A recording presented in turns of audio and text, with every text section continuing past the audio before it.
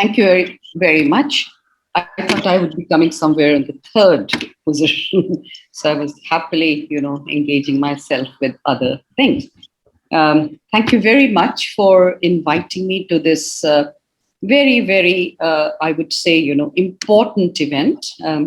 As some of the participants have already mentioned, that maybe it would have been better fun had it been, a real meeting in Kathmandu or elsewhere in Nepal. But my sense for that is that at least we're getting people from all over, and this is a much better compensation for not having anything at all. So first of all, I would also, take an opportunity to thank Dr. Pramod Jaiswal, whom I've known from his student days, and of course to NICE Nepal, that has risen like anything in the past 4 or 5 years, for inviting me on this platform that focuses on Nepal's foreign policy. And I feel very honored in being asked to talk about Nepali foreign policy, not about India-Nepal relations, but about Nepal's foreign policy. I too will, as Gyana Charyaji has mentioned, one needs to know where one is coming from. So I would like to start where I come from. Lakhimpur Kheri would probably be familiar to some of you who come from not the hills, but from the Tarai. That's where most of my childhood was spent. My nanihal was in Lakhimpur Kheri. And every summers and winters, we would look forward to our mamajis bringing us lots of imported small cars from Dhangari. So for us, Nepal then was a dreamland. We would also hear that, well, if you went to Nepal, you would be able to fly at small money. So India of the 60s and early 70s even was not what India has become today. People from the middle class had salaried incomes, and they weren't very sufficient to take their 3 children on a plane. So this used to excite us. Literally growing up in Banaras Hindu University, because I joined Banaras Hindu University, I teach political science there. I'm a professor of political science there. One literally helped setting up the Center for the Study of Nepal at BHU. The first ever center in India focusing on Nepal, which was initially a part of political science, later on grew up to be an independent center, where I also, played my stint as a coordinator for about 8 years. And then I spent 2 years as Indian Council of Cultural Relations India Chair Professor at Tribhuvan University. So yes, I've lived in Nepal, and I have tried to soak myself in Nepali culture, in Nepali thinking, and I've tried to look at India-Nepal relations, not just from Delhi, but also from Kathmandu, and not just from Kathmandu, but also from places like Birganj and Viratnagar, and places like Banaras. My work on Nepal's struggle for democracy, role of aid in Nepali development, political parties of Nepal and their participation in the revolution, women in Nepali peace processes, and most of all, the impact of Nepal's domestic initiatives on its foreign policy has been read reasonably widely, I would say. This afternoon, I will talk very briefly about Nepali foreign policy from an Indian perspective. I cannot but say that, yes, however much unbiased one wants to be, but the positionality of the person is defined way beyond their consciousness as they grow up to be, or as they are trained to be academicians. But again, I would emphasize, it doesn't come from Delhi, but it comes from Banaras, that has been and remains probably closer to the hearts of Nepali people. So where do we really start about talking about Nepali foreign policy? I'm reminded of my Guru Bhai and my dear friend, Pradeep Giriji, who has been on record stating that, when asked about how does he view Nepali existence, and this was some 5 or 7 years ago when I was in Nepal, I would begin with his quotation when he said, he was referring to the Panchayat era, and he said that in those days, that is in the days of Panchayat, India was the only window we had to the rest of the world. These days, Nepal is open. And how is Nepal open? It's politically, economically, and socially open. And what actually made it open was, according to him, was the people's movement that marked this shift. And now it is a very well-researched, field wherein the liberation movement also brought along with it, I wouldn't say interference, but support from players outside the region. And that, to a large extent, helped Nepal open up. Within Nepal, there are criticisms to that as well, that, there were foreign players that were coming in, they were manipulating Nepal's internal affairs, and they even go to an extent of saying that they changed the nature or the culture of Nepalese politics. But here I would like to take it more positively, where young people from Nepal were not limited to coming to universities in Banaras and Patna and Kolkata, but they were very much welcome to places like Lund or Aarhus or California or New Mexico, where some of them have really grown up to become mature academics, and they have been trained to look at Nepali development from a perspective from where so many of people who were raised in Nepal during the 60s and the 70s were not. So in that sense, Nepal has taken a big leap there.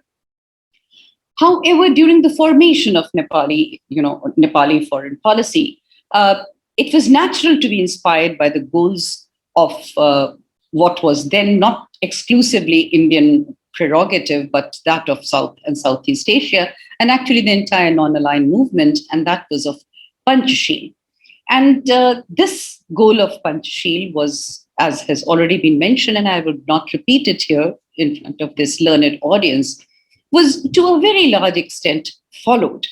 And partly through this and partly through the earlier relationship that India had with Nepal, there was concluded the treaty, which later on, especially during the 10 years People's War, within quotes, was questioned, the Treaty of Peace and Friendship of 1950, that still forms the bedrock of the special relations that existed between India and Nepal.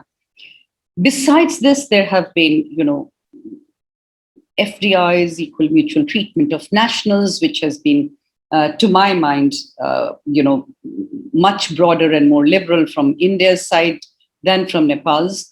Very understandably so. Nepal is a much smaller country, though it is neither small in terms of its population, nor is it small in terms of its geography, but it is definitely smaller in terms of population, that forms the bedrock of the special relations that exist between India and Nepal. And besides this, we find that Nepalese people were probably the very few foreign nationals who participated equally in India's freedom struggle. I'm going back more than 75 years ago, but you would not find such examples anywhere else in the world, at least not ready examples, if one conducts research, definitely so. And these were the people who brought the urge to establish Nepal as a democracy way back in 1990s, when the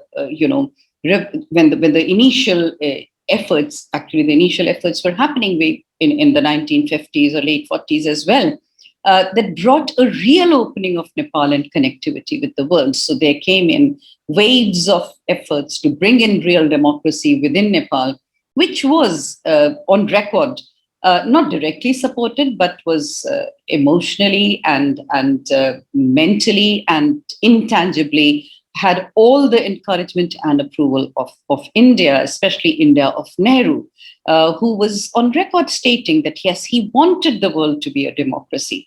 And that is a point where Nepal has started questioning itself whether Nepal has really been independent for the past 200 years. Why? Because wasn't there an internal colonialism within Nepal?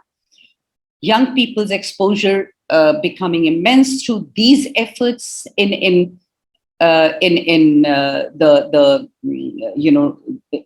these revolutions, and this is what brought a real opening up of Nepal and the connectivity.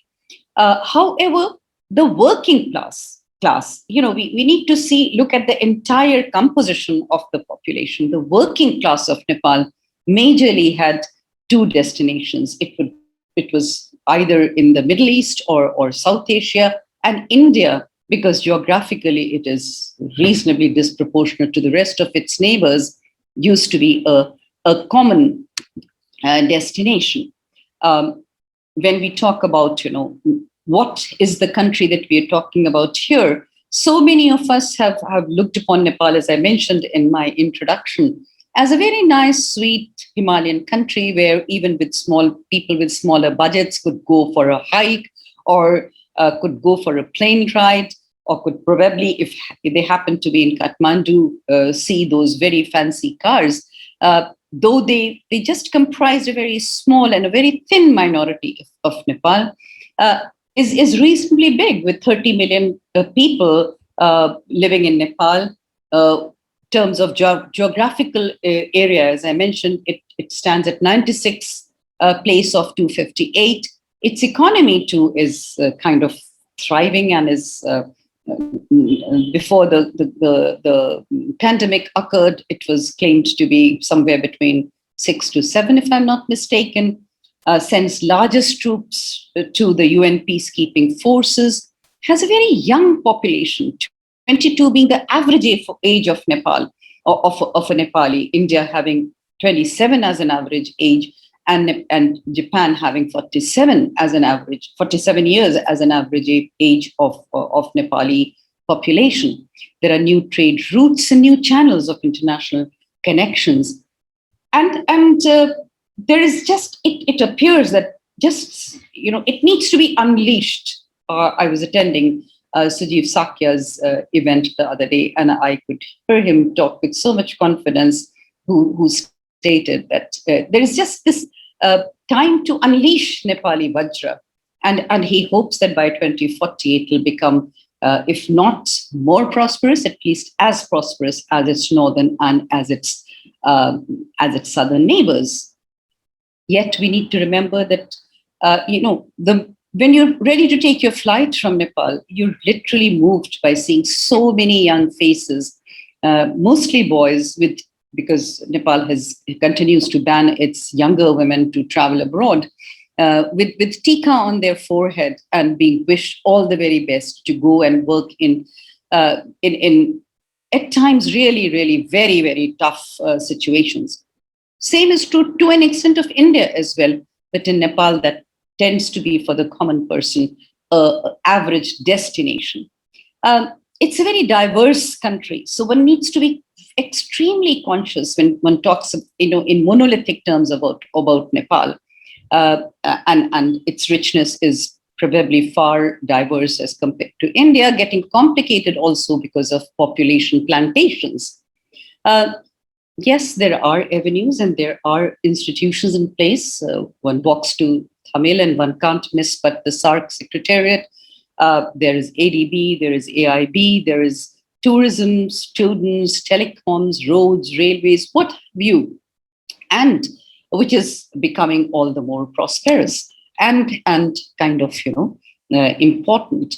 The question that one would like to focus in whatever time is left for me this morning, to begin with, initial observations, is that I was very impressed when I was watching the video being played. It studies about China, and then it studies nice studies about China, and then it studies about its neighbors. One was wondering if China is not Nepal's neighbor. As one would like to see through the long shot, and China actually wasn't Nepal's neighbor for a very, very long time. It was Tibet that was Nepal's neighbor, and China is just a recent entry there. So when you read your Muna Madans, you actually are reading about Tibet and not about China. And that is, however, that of course is China now. And then how does one, face the northern neighbor, who is, either you call it rise of China or you call it the peaceful development of China. And also, does it cause any uneasiness? You would think that, again, I'm speaking more like an Indian scholar than like a, very well trained scholar. But no, even within Nepal, one hears a lot of concern about China's growth, Nepal's, getting very close to China. And at times, personally, also one feels that what happens to the celebratory experience that Nepal has about its democracy. So one would definitely like to check that out. And in this context, it has been stated that it's been the hard work and strength of the CPC and the Qin dynasty traditions and the centralized rule there, and the fact that 91 million members are there in the CPC. There's a 100% literacy rate. There is poverty alleviation of 99 million people who've been uplifted from utter poverty. Living in India, we always compare our development with China. So don't worry if I'm kind of showcasing China here for all the achievements that China has made. However, having underscored all these developments, one is also conscious about certain recent developments, and that is, say, for instance, President Xi Jinping's becoming a lifelong president, or China's activities in the South China Sea, or if you took it backwards, China's role in Tibetan autonomy and what have you. So one often wonders, would Nepal, getting cozier with China, be happy or be uncomfortable about having somebody as their lifelong president? Probably not. Somebody who would, a country that would only be celebrating one particular political party and claiming that it's so very strong. And would Nepal also be happy with a very centralized rule, what having won its federalism and its autonomy after such a long procrastinated, struggle? So these are some of the points that I would say, make me anxious. They make me anxious because this presence, this enormous presence, as we know, is very much there in this increasing presence of the northern neighbor in Nepal. Would it not be small steps towards those parameters? And this causes uncertainty and uneasiness. And some issues that Nepal had, of course, some of them I wouldn't agree with.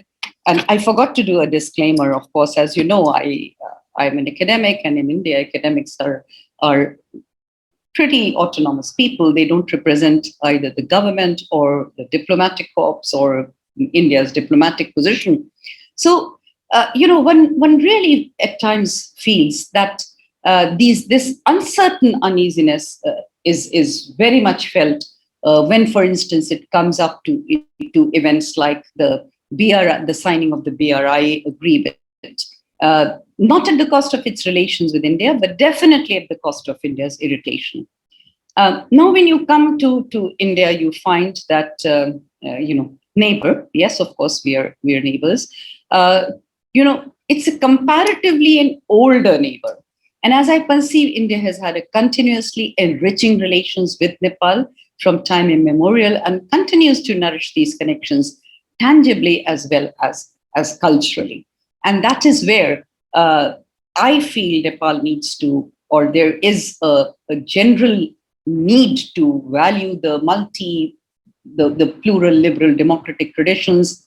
Yes, when it comes to performance, for sure, India has had all its, roadblocks and challenges and delays and what have you, which at times makes you feel, that uneasy with that as well.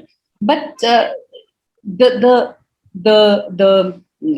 value that, for instance, freedom of speech and expression brings, the value that multi-party democracy brings, the value that dissent brings, the value that the freedom of the press brings, are values that would be I mean, we would be perhaps, blinding ourselves if we do not acknowledge them.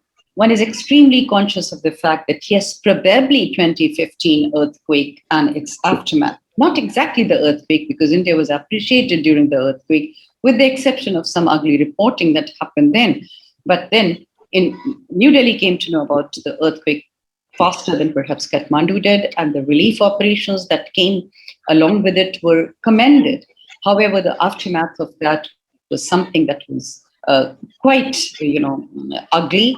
And then what followed was the blockade from Tarai, which probably swept the entire Nepal towards a wing, wherein they elected a government that was, much cozier with their northern neighbors. So no matter how much we would like to, look upon Nepal as a country that wants an equidistance with every other country, but this is something which needs to be kept in mind while establishing relations in the conduct of Nepalese foreign policy, in the conduct of its Panchashil.